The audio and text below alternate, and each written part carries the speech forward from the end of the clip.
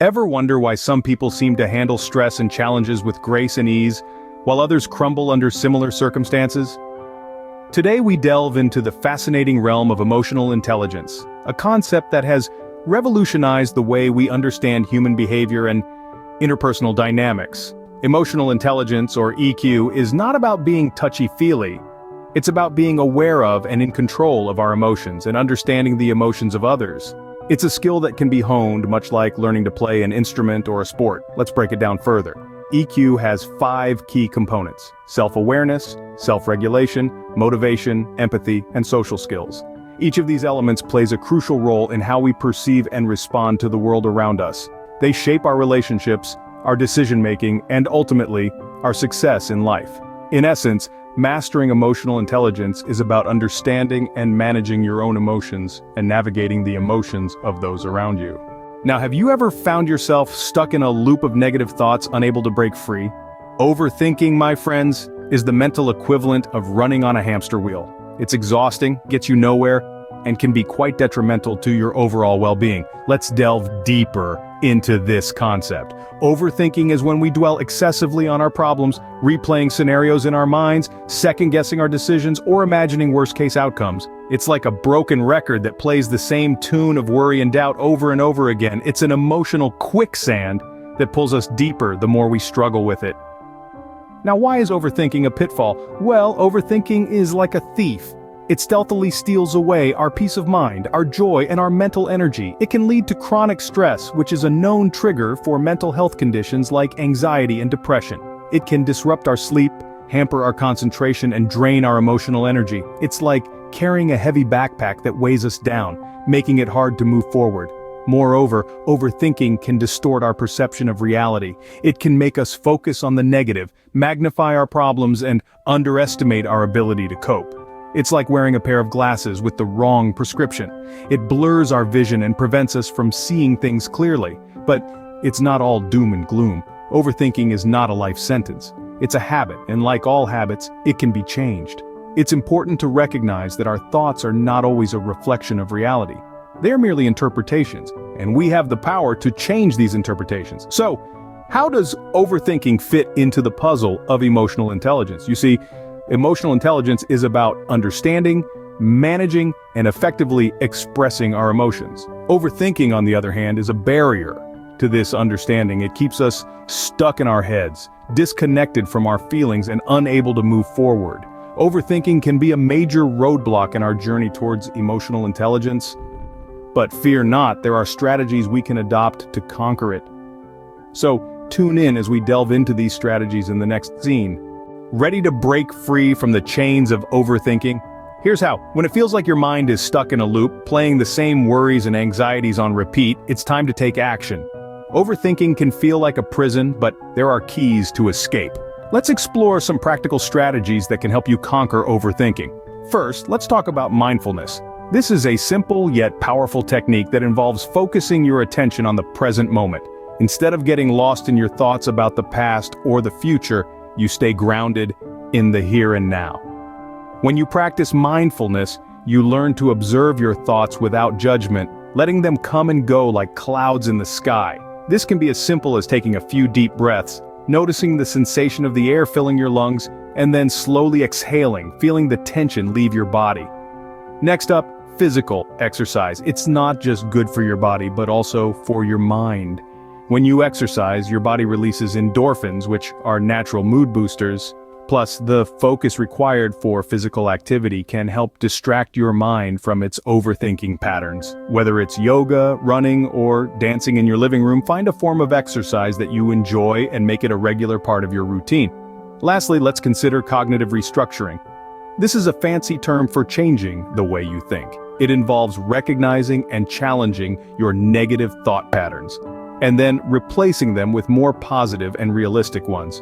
For instance, instead of thinking, "I'm going to mess up this presentation," you might tell yourself, "I'm well prepared and capable of delivering a great presentation."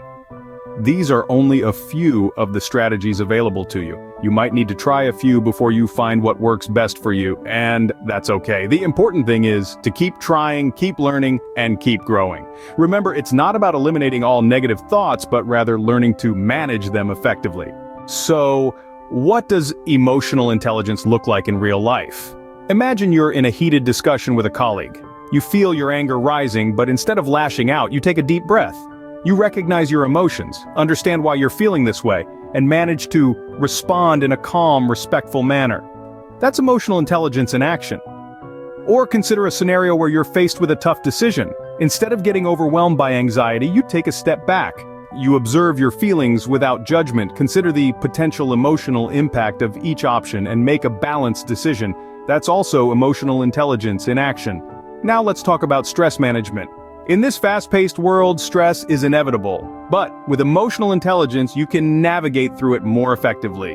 When you feel the stress piling up, you don't ignore it or try to suppress it. Instead, you acknowledge it and ask yourself why you're feeling this way. You take mindful breaks, practice self-care, and seek support when needed. You see, emotional intelligence isn't just about understanding and managing your emotions. It's also about leveraging them to enhance your well-being and performance. In all these cases, it's clear that emotional intelligence isn't a lofty, abstract concept. It's a practical tool that we can use every day. It allows us to manage our emotions instead of being controlled by them. It helps us build stronger relationships by fostering empathy and understanding. It empowers us to make wise decisions that consider not just rational factors, but also emotional ones. As we navigate through life's ups and downs, emotional intelligence serves as our compass, guiding us towards more rewarding interactions and experiences. It's not always easy, and it certainly doesn't come overnight. But with practice and perseverance, we can all improve our emotional intelligence. Mastering emotional intelligence can transform the way we interact with the world around us, leading to increased happiness and success. Embarking on the journey to emotional intelligence is no small feat. It's a voyage that demands patience, practice, and a generous dose of self-compassion. It's much like learning to play an instrument or mastering a new language. You don't become fluent overnight. It's a gradual process filled with small victories and inevitable setbacks. Patience is your first ally in this journey. Emotional intelligence isn't an on-off switch. It's more like a dimmer, slowly increasing in brightness. You may find that old habits die hard, and that's okay. Every step forward, no matter how small, is a victory in itself. It's about progress, not perfection. Next, we have practice the heart of any learning process. Just as a pianist practices scales or an athlete hones their skills, developing emotional intelligence requires consistent, deliberate practice. It's about recognizing your emotions as they arise, understanding their impact, and making conscious decisions about how to respond. It's about engaging with others in a way that respects their feelings and yours. And then there's self-compassion. This journey isn't a race, and there's no prize for getting there first. Be kind to yourself if you stumble, if you react in ways that you wish you hadn't. Remember, these are moments of growth, opportunities to learn and improve.